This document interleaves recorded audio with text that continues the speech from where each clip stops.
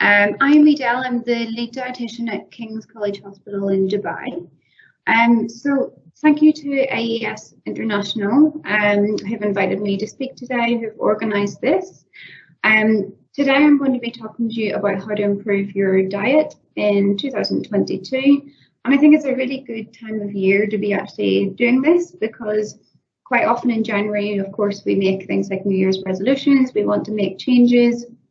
We want to improve our health, and then sometimes it falls by the wayside. Other times we're doing well and it's just about reinforcing it. But I think this sort of time around February is a good time to do it. So today's session, we're going to be going through how to build those healthy habits. And I also will be doing a Q&A session. So if you have any questions, just put them into the question box. It should be actually on your screens right now. And then I will go through those at the end. Okay, so the main aims of what we want to cover today, being able to understand the main components of a healthy diet. So we'll go through that in detail, what that looks like. Understanding lifestyle factors and how they influence our food choices. Then, of course, leading on from this, how to optimize these factors. So we want to try to make sure that we're influencing ourselves, the right environment to make good, healthy food choices. Knowing where to begin to make changes and improve your diet and health. And also being able to build these healthy habits. So trying to make these things a daily thing in your life that you can then stick to in the long term. Okay, so first of all, we're going to be looking at the basics of healthy eating. So this is a food guide that I like to use as a sort of a visual representation of what the main food groups are in the diet, and then roughly the proportions that they should be in. So for some people, it might be more of a third of each of these food groups rather than this split of half and 2/4. So it will vary a little bit, but in the whole, you're wanting to get these three main food groups at most of your meals. So we'll go through this in a little bit more detail. So we've got the left-hand side, you've got your vegetables, your fruits. Essentially what you're looking for in this category is a range of colours. So lots of different colours will provide you with the different types of nutrients that you get in those foods. You can also opt for frozen varieties, canned, fresh, it doesn't matter. So equally as nutritious as each other. And ideally what we're looking for is 5 portions per day. So this might be, in terms of portion sizes, it might be, for example, 1 apple, 1 medium banana, a handful of grapes or berries. If it's vegetables, maybe like 3 to 4 tablespoons would be about 1 portion. And what you can do is sort of incorporate these things either within your meals, have them cooked within soups, stews, casseroles, etc. Or it can be on the side, or it can be as a side salad. So all of those types of varieties will count towards one of your 5 a day. And like I said, that's what you're aiming for, is a minimum per day, 5 portions. Next of all, we've got our protein foods. So like you can see within the picture, there's a variety of animal source proteins, things like meat, chicken, fish, dairy products and eggs. And also plant proteins. So this would be beans, lentils, pulses, tofu, nuts and seeds, etc. So we should be trying to include both. If you're someone who eats animal products, then also try and make sure you're having the plant proteins as well. So for things like the animal products, there's a bit more limitation on what we should be having. So for example, red meat is recommended to try and have a maximum of between 350 to 500 grams per week. So that will be equivalent of around about 2 portions per week. And that should be a lean meat as well. So trying to cut off the fat and remove any excess skin from chicken, that type of thing. Same goes for chicken. It's much more lean generally than red meat. Won't count towards your red meat quantity per week, but is a good source of protein. And then we've got fish. So fish, another great source of protein. The recommendation there is that we should be trying to have fish twice per week. Then one of those should be an oily fish. So oily fish have high amounts of the omega-3 fats. And oily fish would include things like salmon, mackerel, sardines, trout, pilchards, the darker flesh fish. So we're trying to get a variety of some of that oily fish per week, and then maybe another portion of, say, white fish. So the last category then to talk about is your starchy carbs. So we want to, some of the time at least, be going for the whole grain versions. So that would be things like brown rice, brown pasta, whole grain bread, things like quinoa and oats. They're already whole grains, so really good sources of nutrients, B vitamins, things like fiber, very important and very much higher in the brown varieties or the whole grain varieties. So as I said, these are the main sort of 3 food groups that you want to be including in your diet for most of your meals. And then it's trying to get some variety within those food groups as well. So you're probably thinking, how does this actually apply to sort of individual meals? So I've got some examples. So for example, breakfast, you might have some whole grain toast, some eggs, with some capsicum, spinach, onions. So if you think there, you've got your starchy carbs, you've got your protein, you've got your vegetables. Again, another few examples, things like oats with Greek yogurt, mixed berries, a whole wheat flat bread with fava beans, cucumbers, tomatoes. Or you could opt for a smoothie, especially if you're not someone who maybe likes to eat a lot in the morning or maybe doesn't have a lot of time in the morning. Something like some oats or banana, some whey protein, some frozen fruits. So one thing to note is that some of the food groups and a lot of the food within the food groups will have a bit of a crossover. So for example, there's some vegetables which are more higher in carbs than others. So that can add towards your carbohydrate intake. Or for example, there's some proteins which would also provide fats. So there's some crossover within the groups. Of course, not every food is just one nutrient. So what we should be trying to do is still get vaguely and generally within those 3 food groups, but there will be some crossover some of the time. So for example, this example with the smoothie, you've got either oats or maybe a banana as a sort of a carb source, as well as one of your fruits. Your main meals, some examples for those would be things like brown pasta with chicken and vegetables, maybe blended into a sauce, like a tomato-based sauce, wild rice with vegetable curry and lentils, quinoa with edamame bean salad, brown rice, salmon, broccoli and greens. So you can see it's still following the same general flow of some carbs, some protein, some vegetables or fruits alongside or salad. The one thing that we should be adding to this, so you did see from the diagram that there's the 3 main food groups. Now, one thing we should be conscious of is adding a little bit of the fats and the essential fats that are in the diet and that are required for optimal health as well. So we should be trying to go for unsaturated fats. That will be things like vegetable oils, like olive oil, avocado, nuts, seeds, and oily fish as well. So those types of fats, rather than the animal fats, things like butter or ghee, fat from meat.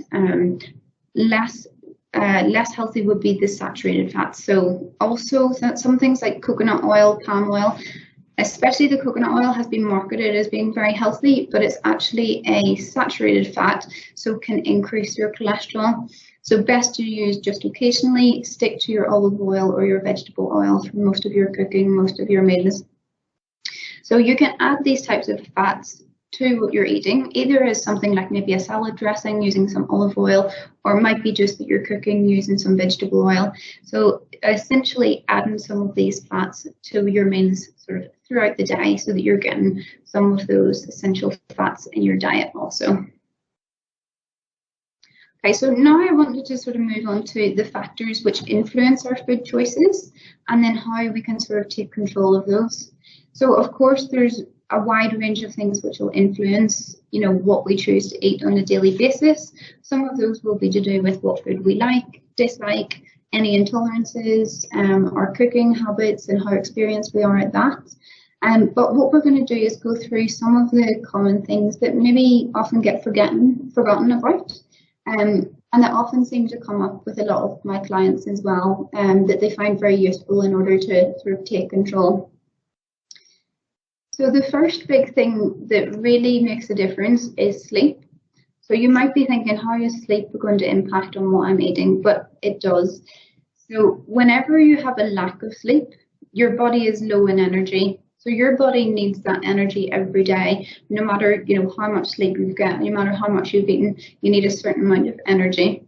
So because you're low in energy due to a lack of sleep, your body will try to make up for that in some way. So often what can happen is that the body will increase your cravings and your hunger cravings, not allow you to feel so full sort of after you've eaten.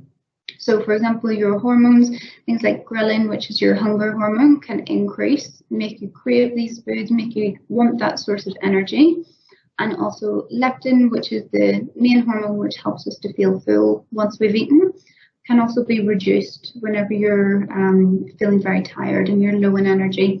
So what this essentially means would be that your cravings, your appetite, your hunger can increase, and also feeling full is less evident. So you're struggling with trying to make good choices whenever you've got lack of sleep. So this is one thing to really consider about your own life, how much sleep are you really getting, and also what's the quality of that sleep. So there's a few things that you can do to try to optimize your sleep. So we should be aiming, most adults should be aiming for about 8 hours per night. Some will need a little more, some a little less, but 8 hours is a good ballpark figure. So some things that you can do to try and improve your sleep habits. First of all, look at your caffeine intake. So ideally try and keep your caffeine intake before noon, which I know sounds quite early, but the half-life of caffeine stays in the body for 8 hours, 10 hours, depends on your own individual tolerance, but can be quite a long time. So ideally before noon, definitely before about 3 p.m. So any caffeinated tea, coffee, that goes for any soda or any soft drinks as well, which also contain caffeine. So caffeine early in the day. Another thing which will impact your sleep is alcohol. So some people find, I sleep well whenever I drink alcohol. However, you might get to sleep easier, but your quality of sleep is usually a lot lower. So definitely looking at how much you're having or your frequency of alcohol. Some other things that can affect sleep would be really trying to optimize your circadian rhythm. So your circadian rhythm is your own body clock. So your body has a sort of 24-hour clock within itself, at which some of those times it likes to be awake, alert, active, eating, drinking, moving around, more consciously active and aware of what's going on.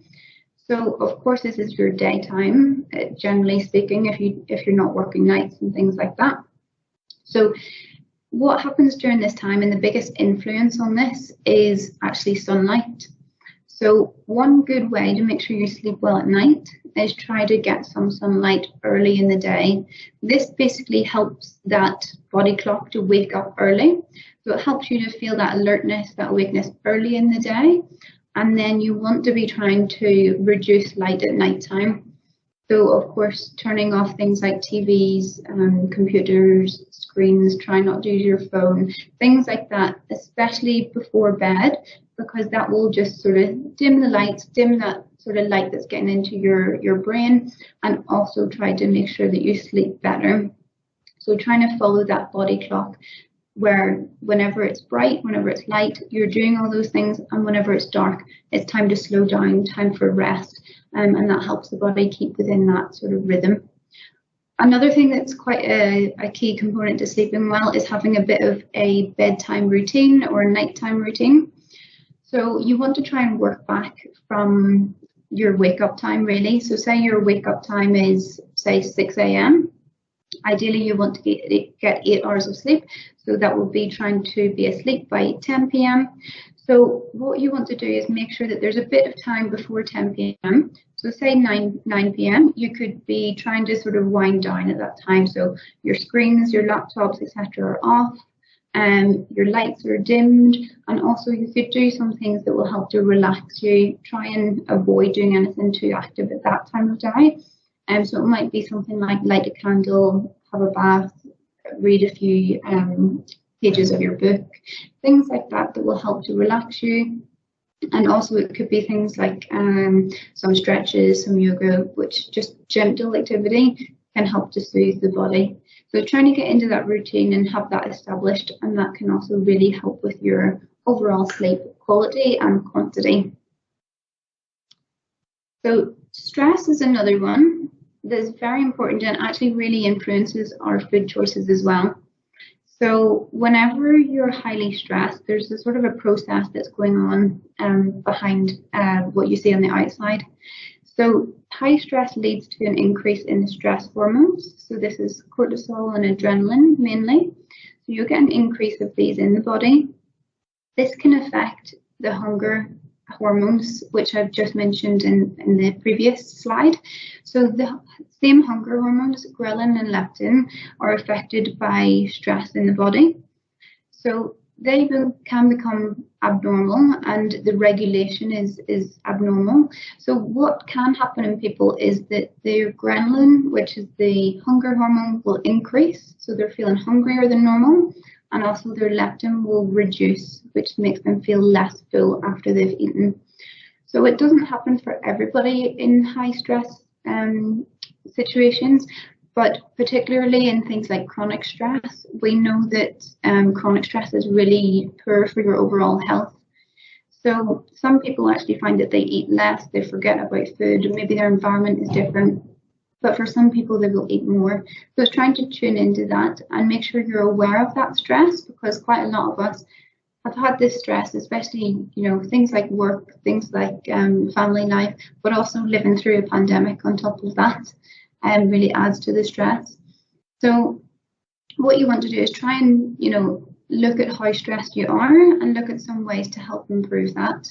So in order to reduce your overall stress, there's a few things that you can do. So, of course, trying to talk it through with someone. Now, that might be a partner, a friend, could be a therapist if you need that. But talking about it really seems to reduce the stress and sort of letting it out.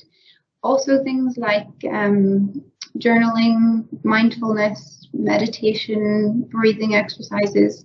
So this could be something that you could actually add into your nighttime routine. So what we were talking about before, about having that routine before you sleep, what you could do is add in 10 minutes of, breathing exercises or some mindfulness. There's quite a few apps now at the minute that do that type of thing. Headspace and Calm, they're one of the top ones for that. So you could do something like that, 10 minutes per day. Try and make sure you're doing it every day and you'll get more of a benefit from that. And try and keep on the top of the stress levels. Of course, if it's other things that you can find other ways around, then brilliant. So you need to sort of know what the cause of the stress is. If, for example, it is something like a very busy work life, can you delegate tasks? Can you ask for help? So try and get to the bottom of it and then look at some ways of which you can improve that. So the next one that I wanted to mention was sort of environment and social context. So the reason that I wanted to bring this one up is that what we see in terms of our immediate environment and the people around us really influence our food choices as well. So the more you become aware of this, the more you can sort of use it to your advantage. So for example, some things that you could think about that might apply to you would be, you would obviously be choosing your food depending on what's nearby. So for example, you go into work, you go to the canteen for lunch. Now you might not know what you're going to have, but you know you're going to have something from that setting. So that's then potentially a limitation as to what you can choose and the options that you have to choose.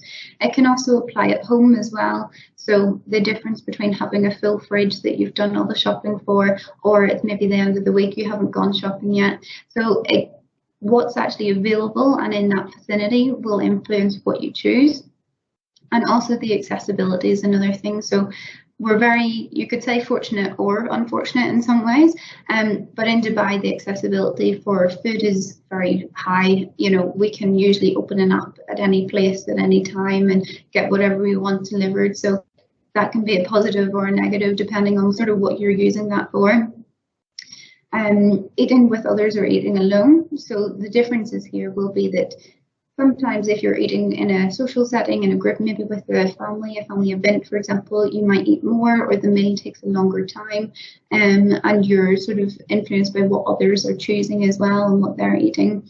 or it could be that whenever you're eating alone, you don't decide to cook a big meal, you have just something small. It can be different things, it depends on your certain situation. But of course, whether you're eating with a certain person or a certain group or by yourself will probably influence what you're actually having, or potentially how much you're eating. And you know, if you're with a group of people who are all going for healthier options, then probably you're more likely to do that as well. So what and how much others are eating also. So some ways to try to sort of bring this to your advantage would include things like trying to plan in advance. I know it sounds a bit boring, doesn't it? You know, make sure you're planning, but try and make sure that you're planning at least a sort of a couple of days in advance.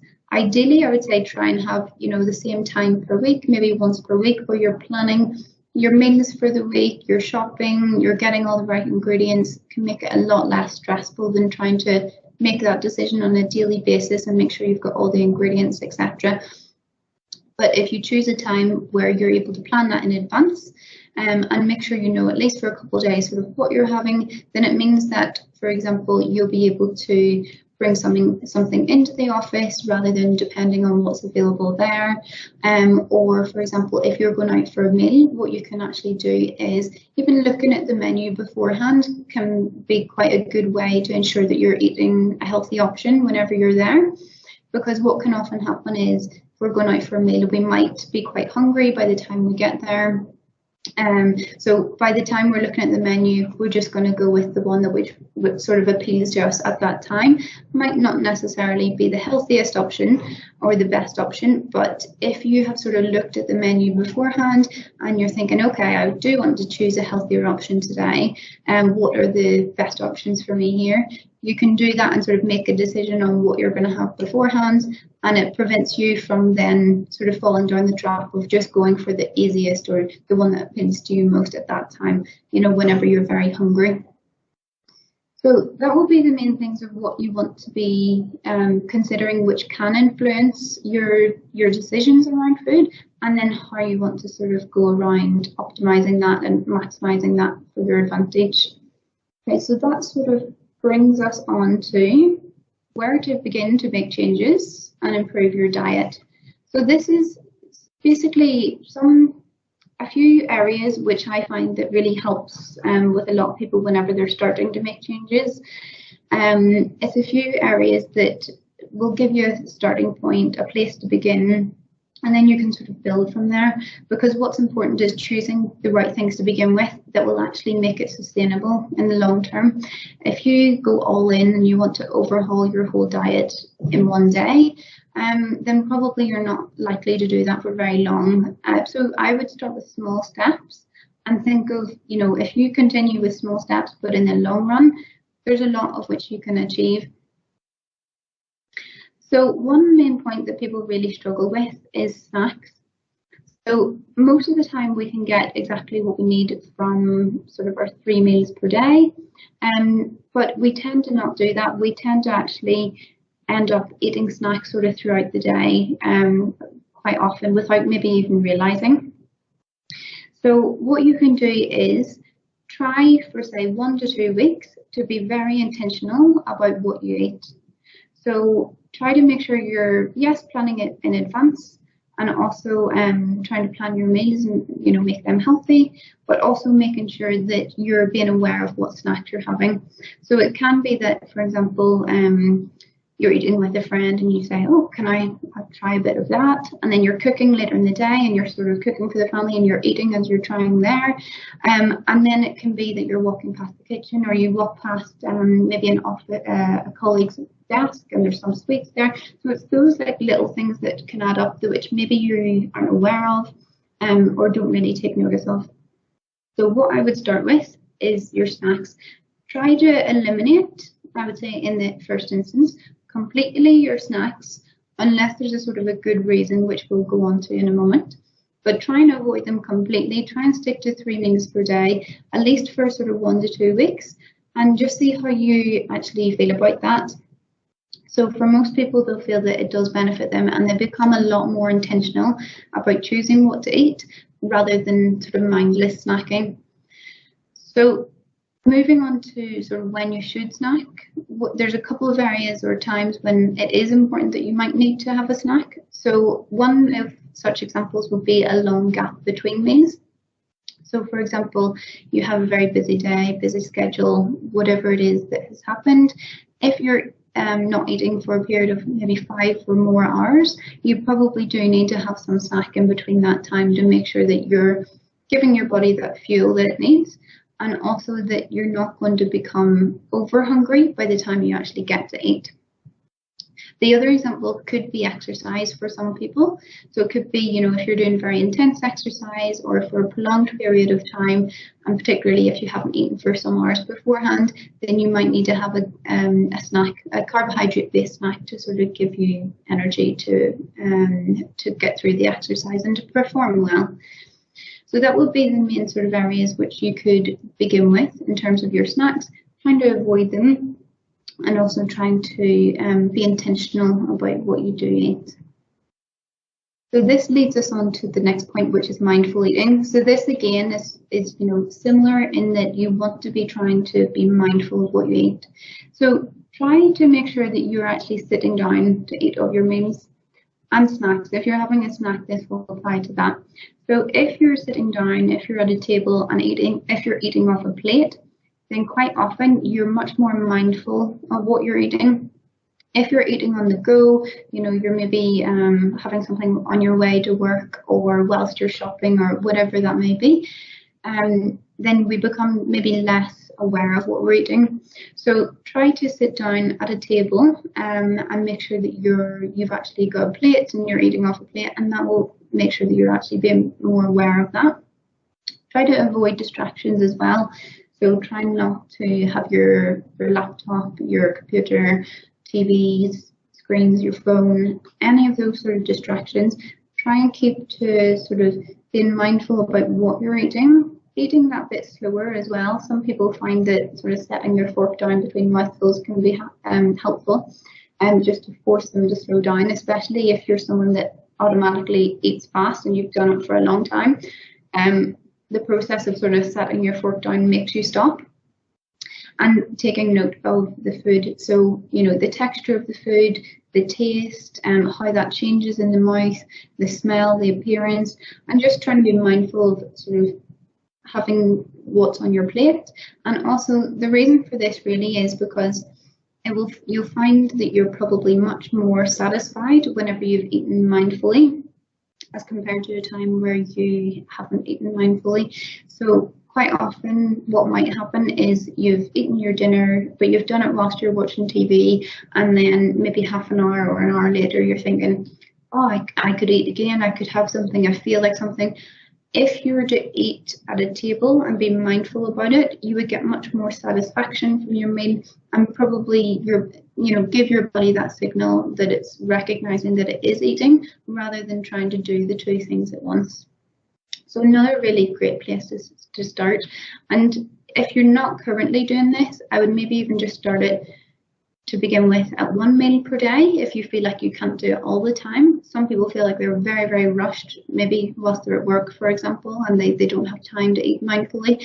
But maybe at one of your other meals, at dinner every night, for example, or at breakfast, you could try that to begin with, and then try over time to increase the amount of times that you're doing it. The mindset is the next thing. Mindset it's a really important one, because a lot of people think that they can't actually change their mindset. They just think, oh well, this is the way I am, this is how I think, that's it. But actually you can change your mindset, but it takes time, it takes practice, and it takes time, and it has to be sort of an intentional effort to do that. So what would be important to begin with is allowing some flexibility.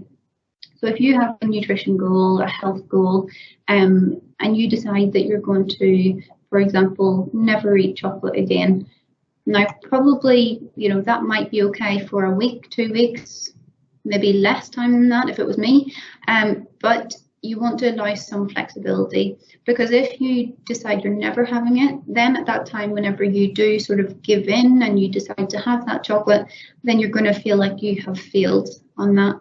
So whereas if you have less of an all or nothing type mindset, you're allowing that flexibility, what I like to recommend is a more of an 80-20% principle. So for example, if you look at your meals over the course of 1 week, 80% of that should be coming from those food groups that we mentioned at the start, whole foods, less processed, lots of fruits and vegetables, lean proteins, all that type of stuff. And then 20% could be your sort of fun foods, your treat foods, whatever you want to call it. So it could be going out for a meal, having a dessert, having some chocolate, some chips, whatever it is that you sort of really enjoy. Have that food, have it mindfully, eat it slowly, and then move on and get back to healthy eating straight away. Because what often happens is if we have that sort of all or nothing mindset, we have one of those things, like maybe, for example, some chocolate, and we just think, oh, well, I've had that now. There's no point in continuing with my healthy eating, and we just continue to go down that route of maybe making less healthy choices. So if you can use that mindset to, make sure that you're being flexible, then it means that you can have that chocolate. It actually still fits within your diet, your goals, because it's a small amount of what you've eaten over the week. So it doesn't make a difference. It actually makes your diet much more sustainable. So the flexibility is very important. One thing to think about is your long-term goals. So you should be thinking about, what is the long-term goal that you might have? It could be to reduce your cholesterol, improve your blood pressure, lose body fat, increase muscle, whatever it may be. Have a big long-term goal, but then make sure you're sort of bringing that down into smaller chunks and daily activities of what you can actually do to get there. And we're sort of going to talk a little bit about that soon, about breaking it into small specific habits.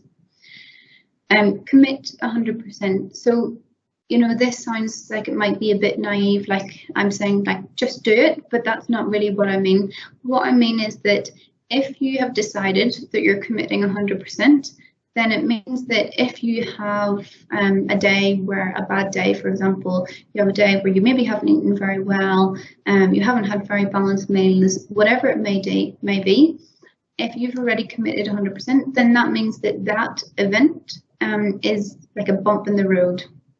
It means that you're getting back on track again. It's not a complete failure.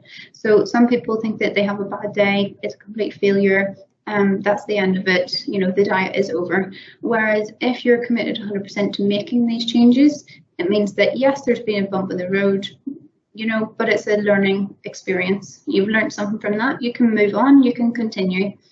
So that's what I mean by that one. Enjoying the process, another important one, because if you, for example, you decide that you're going to start exercising, you want to improve your fitness. If you decide that you need to go to the gym every day, but you hate going to the gym, then you're probably not going to continue it for very long. So finding some ways around that of things that you do enjoy, maybe it's a class, maybe it's a home workout, maybe it's going for a walk. Try and do something that you enjoy, and you're much more likely to do it for longer. So overall, just looking at your mindset and remembering you can actually change that, but again, it takes work and it takes intentional effort. And the next one then I wanted to mention was about planning and prepping ahead. So I've sort of mentioned this just a little while ago, and I think a lot of people find it a bit boring. They don't really want to do it. But really, if you're planning and you're preparing ahead, what you're doing is you're making positive decisions for a time where you might not feel so motivated. So your future self will thank you for it. So try and set a bit of time per week, or maybe per day, depending on what your goal is, to make decisions about what you're going to do over the next couple of days, over the next week. So it could be meal planning, shopping. For example, you could take 1 day per week to just plan out your meals, do all your shopping, have your ingredients. What you could even do, you could do a step further and actually prepare some of your vegetables, and maybe make some healthy snacks if that's what you're deciding to do. So try to plan a bit ahead, at least a couple of days, but ideally a week. Sorry, the light has just gone off in here. There we go. So yes, plan ahead. What you can do as well is try and maybe plan for example, meals that are maybe more difficult when you don't have as much access. So, for example, bringing a lunch to work. So you know that that's maybe a more difficult time to eat healthily. So you make something the night before, you bring it in, you're making that decision ahead of time. You're probably going to actually eat that lunch rather than order something or choose a less healthy option, because you've already gone to the effort of doing that. So use the times when you're feeling motivated to actually make the most of that, and make sure you're doing a bit in advance if you can. Another good thing to actually do is to plan your exercise. So as well as like maybe your meals, your shopping, maybe preparing vegetables, things like that, if you plan sort of what days you're going to exercise and what activity and what time, then that will also really help you to stay on track. Because if you have a vague goal of I'll exercise more this week, then that doesn't necessarily mean anything. So, you know, what day are you going to do it? What time of day? What exercise are you doing? Maybe book a class, and that will, you know, help to entice you to actually do it.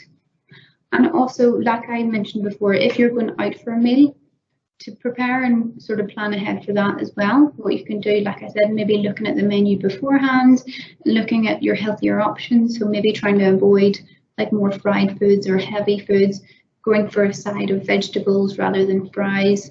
Looking at how it's prepared and the cooking methods will help in order to help you create a healthy choice. So maybe avoiding things like creamy sauces, going for more tomato-based sauce, going for things that are baked or poached or boiled rather than fried. Those can be your sort of healthier options, because of course whenever you eat out, it tends to be bigger portions as well. And some people actually end up, you know, maybe having half their meal and taking half of it home with them for the next day. And that can be a good way to sort of reduce down on the overall size, especially if it's a large meal. So that would be your next step, to sort of look at planning ahead, trying to prepare as much beforehand as you can.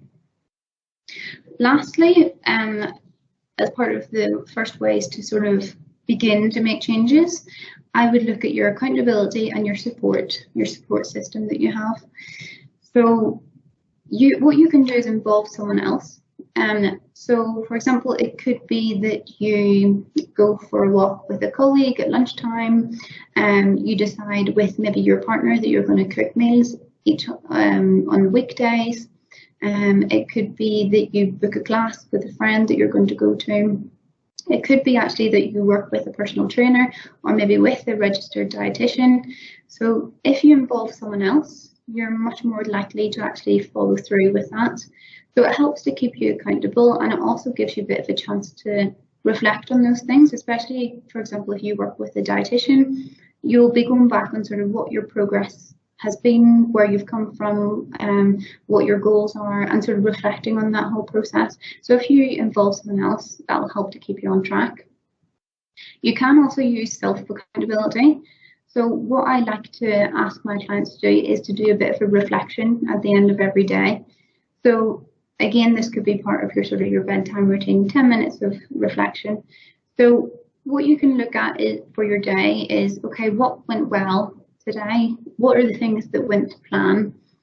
What are the things that maybe didn't go to plan? And then why was that? Was there something that sort of got in the way?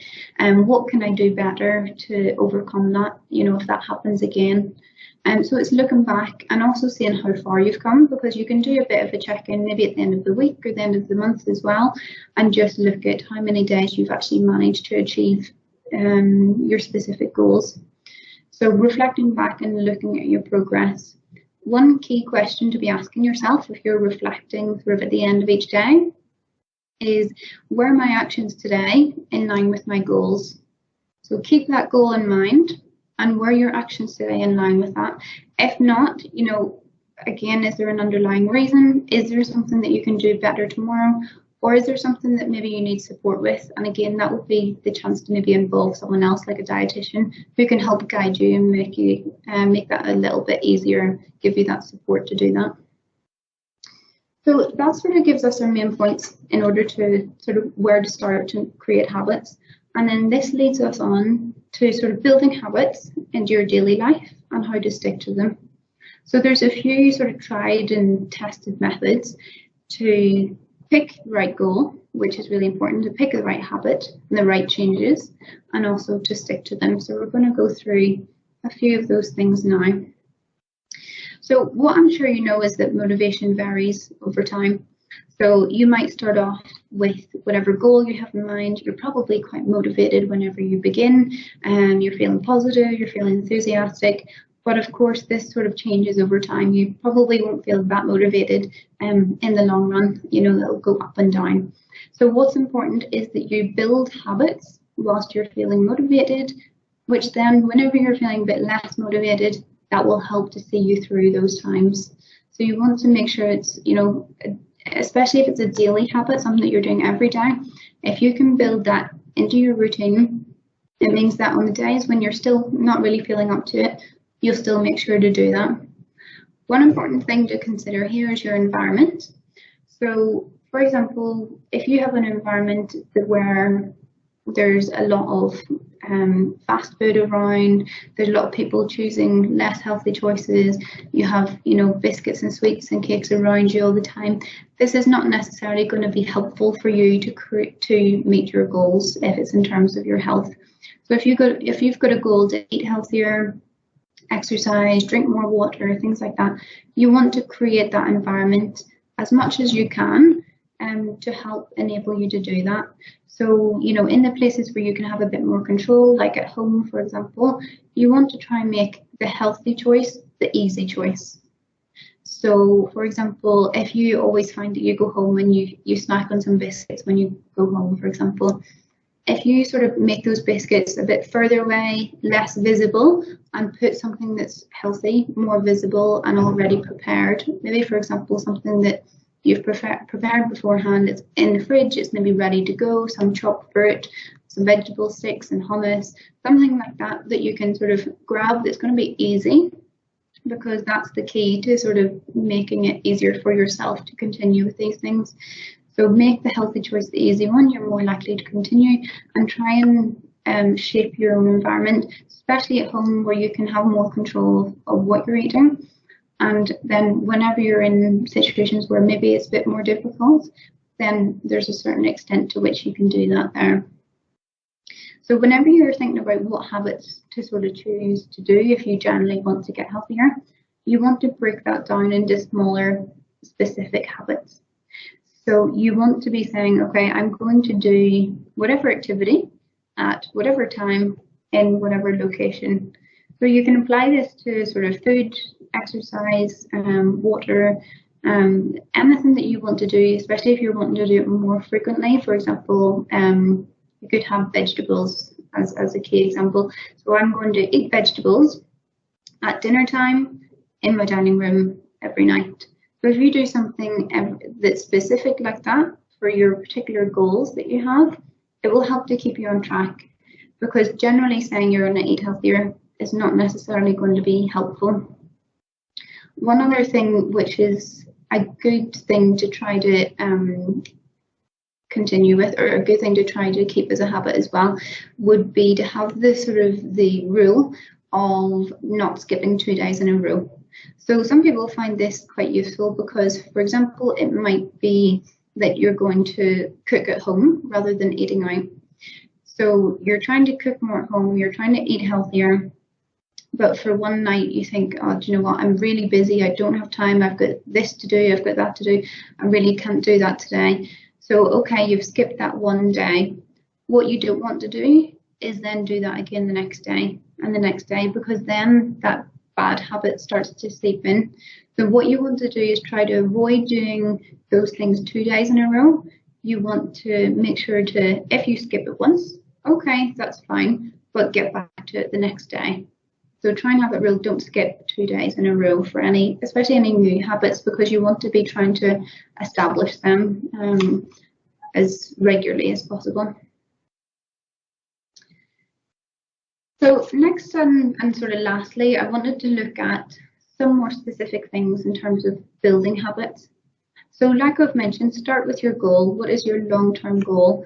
What is the thing you want to achieve? Now break that down into more specific actions, what you can do today. So basically what you're trying to do is move one step closer by the time you go to bed tonight. And that's what you want to try and do every day. So people really underestimate the effect of small changes and doing them consistently over the long term. We sort of think we have to completely overhaul our diet. We have to exercise for 3 hours in the gym every day. You know, we have to do so much, but we don't need to do that. We need to pick small things that are specific, that are sustainable, and to do them every day, very, very consistently, even on the days where you don't really feel like doing it. Like I said, those are the days that really count towards achieving that goal. So for example, you could have 8 vegetables at dinner, prepare lunch the night before to bring to work, drinking more 2 litres of water, starting the day with a walk outside. So you can see all of these examples, they're very specific, they're measurable as well, which is what you want. And then lastly, the very important part here is tracking your habits. So whenever you look at, I've got the example here that you can see, 3 habits. So what you want to do is pick maybe between 1, 2 or 3 habits and track them every day. The purpose of tracking is that it really helps to build momentum and sort of propel you to do better, because you can look back and you can see, okay, I've already done that for 4 days this week. I want to keep that streak going. I want to continue with that. It helps you to feel positive and feel motivated. And you can also look back, if you're sort of not having a great day, don't really feel like doing those things, you can look back and see, well, actually, I've done really well this week, or I've done really well this month. And I've done this so many times, I am making progress, because there's some times where I think we just need that bit of reassurance. You know, I am making progress, I've tracked this, I know I'm doing this, I am doing it right. And it just means that it takes time, because building habits, making changes, it does take time.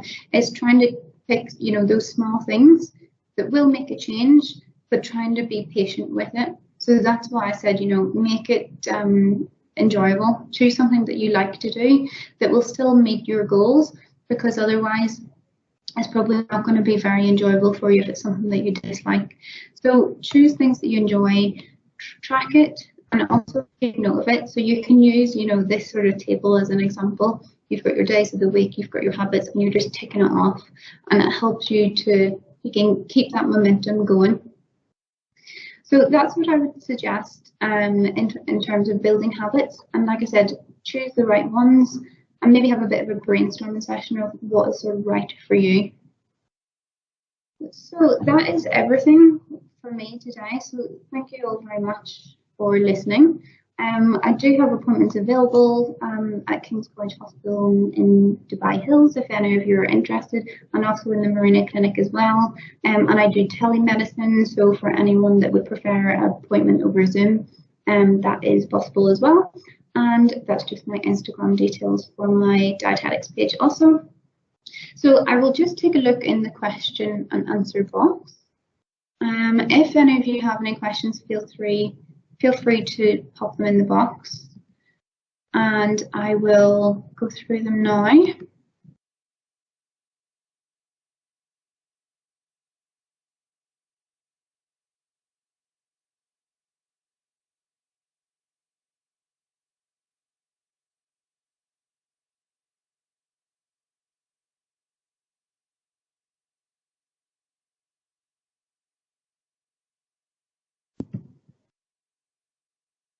Okay, sorry, I thought it wasn't working there, but it is. Okay, so someone has asked, can we use full fat yogurt? So this basically depends on your goals. You know, what is your overarching goal? Full fat yogurt, although it's called full fat, it's still not really a high fat product, to be honest. So for most people, using a full fat product in terms of yogurt, milk is fine. It probably depends on how much you're having it and what your overall goals are. Like I said, it's probably better to use something like a full fat yogurt that's not sweetened than the sweetened versions, because some of them will have a lot of added sugar, particularly, you know, the different flavored ones. So watch out for added sugars. Full fat yogurt generally is fine, to be honest. So you can do that, and yogurt itself is a really good source of calcium and protein as well. Okay, just trying to scroll down. So someone has asked, can we use white rice? So this is what I was meaning with the starchy carbs at the beginning.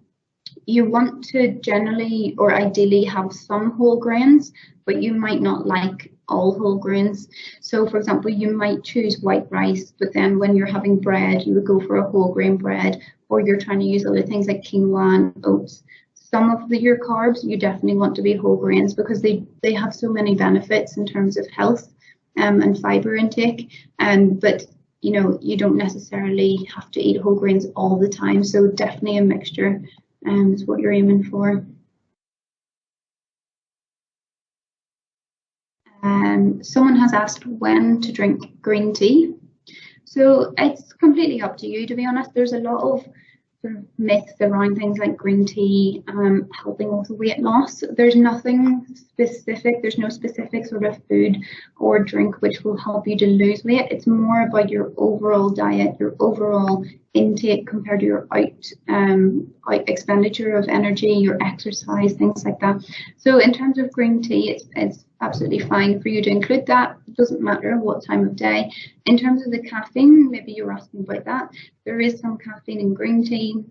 It's less than black tea. So again, I try and keep it to the earlier part of the day before 3 p.m. anyway.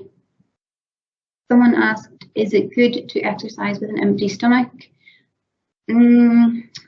Probably in general, I would say it's better to exercise whenever you've eaten something, because your exercise performance will be better. You'll be able to sustain your exercise for longer if you've eaten something, generally speaking. It depends on your intensity of exercise and how long you're exercising for, because your body generally needs some carbs in order to exercise, especially for high intensity or longer duration. So it's better to have some form of carbs, but it sort of depends on what time of day you're exercising. So for example, if the only time of day that you can exercise is in the morning, that's the easiest for you, then you're probably not going to eat anything before that, or you might just have something small. So yeah, maybe something small if it's that time of day. Okay, someone had asked how to follow this when working from home. Yeah, that it is difficult if you're working from home, and especially if you're actually working right beside your kitchen. So this also makes it more difficult for you to potentially choose healthier options. So I think trying to separate your workspace from your eating area or your other social areas, like maybe your living room. So if you have the space, you want to ideally try and have that working area separated, so that then that's sort of your working area. You can get into the right mindset for doing that and try to avoid sort of endless trips back and forth to the kitchen. I think a lot of people have found that difficult during the pandemic and sort of working from home. But try and keep it separate. Try and stick to regular break times as well, because what people have also found is that whenever they're working from home, it's almost like they're never off work. So it's important to make sure that you do have a lunch break, and also that you try and not sit at your desk to do that. So if you do have a separate area where you can eat, then brilliant, or at least close your laptop down. So try and separate your work and your eating area if possible. Someone has asked how much on average does it cost to seek help from a dietitian. Sometimes all we need is a push and proper guidance to start. To be honest, the pricing very much depends sort of on where you go and the experience of the dietitian. What I would do is get in touch. What you should really do is try and find a dietitian that you know is going to be good for you, because sometimes dietitians will specialize in different areas, like children, pediatrics, or adults, general health, things like that. So you want to try and find a dietitian that also sort of understands and can support you, and then also find out, then with that specific person, what is the cost for that. But yes, we sometimes just need that accountability and someone to provide that extra guidance. So it can be really useful to have someone to do that with. Someone has said, do you have some existing plan for the food you can share with us that we can use? I don't actually have anything like that today to give to you, unfortunately. What you can do is go back to sort of the initial slides of what we discussed in terms of the main food groups and look at your meals compared to that, and try and make some changes in line with that food guide. But if you want more some more specific advice, come and see me in clinic and we can go through that, and I can give you some recipes and meal ideas specifically for you. Someone has asked, how do we book a telemedicine appointment? So what you would do is you can just call up the hospital, call the call centre, and just tell them you want it as telemedicine. And they'll book it for you like that. I think you can book on the website as well. So either website or just giving the hospital call centre a ring, and they will be able to book it for you. And you just need to have access to Zoom. We just send out the link for that. Kumar has asked, do Keto or Adkins type of diet work long term, or are they sustainable?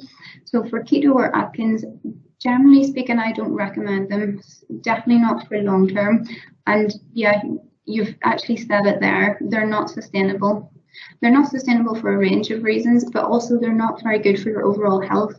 So for example, keto, people often find that their cholesterol increases with keto, they don't get enough fiber, it's really not good for your gut health. So generally I wouldn't recommend it. There's better ways of achieving your goals, definitely. Someone else has asked answer. Someone has asked about the tips for children who are picky eaters to make sure they get 5 a day. So I'm not, I don't usually work with children, so I'm not probably the best person to ask for this tips, but I can say, keep trying it with the child, because if you try it sort of once or twice, they may not like it, but they may come to like it. Make sure they're in a good food environment that other people are eating it. So even if they don't have it at their meal, they're seeing other people eat it, like maybe their parents, other children, they can pick up good habits from there. And then also sort of you can blend it into things like sauces, pasta sauce, for example, blend some vegetables into there, or maybe a smoothie to make sure that they're getting sort of those fruits and vegetables to increase their intake of those foods. The recording, yes, there is a recording, so you should be able to get that. Would you recommend keto diet when eating more fats, less carbs? So same as before, I don't generally recommend keto. I recommend a more balanced approach. So it would have still some carbs in it, especially because keto, when taken to extreme, it doesn't include any fruits, most fruits, some vegetables, and it's really not good for your health. Kumar has asked, is watching macros good, or we should go with a rule of thumb as mentioned in your introductory slide? Again, it sort of depends on your goals. If you have very specific goals, you might need to track maybe for a time. That's one thing to mention actually about tracking, is that there are a lot of apps now that you can track your intake. So it might be useful for a week or 2 weeks, but it sort of depends on your relationship with food, whether that actually deteriorates if you're tracking everything you eat. But it can be useful because it gives you more insight into what you're having. But you don't specifically have to meet certain macros every day unless you have, for example, a muscle gain goal and you want to meet, for example, amount of protein per day. You don't need to be that exact. You can actually just do it as per what we mentioned at the beginning, making sure you're getting generally those food groups and generally those proportions and monitoring. I think we're basically out of time. Actually, there are some more questions.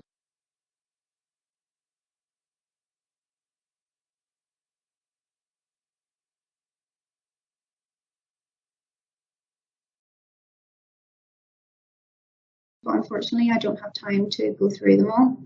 So I would just like to say a final thank you to everyone, and thank you so much for sending in your questions and for getting involved.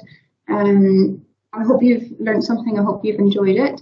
And like I said, I'm available for consultations if you want a bit more support and guidance for your goals as well. Okay, thank you and bye-bye.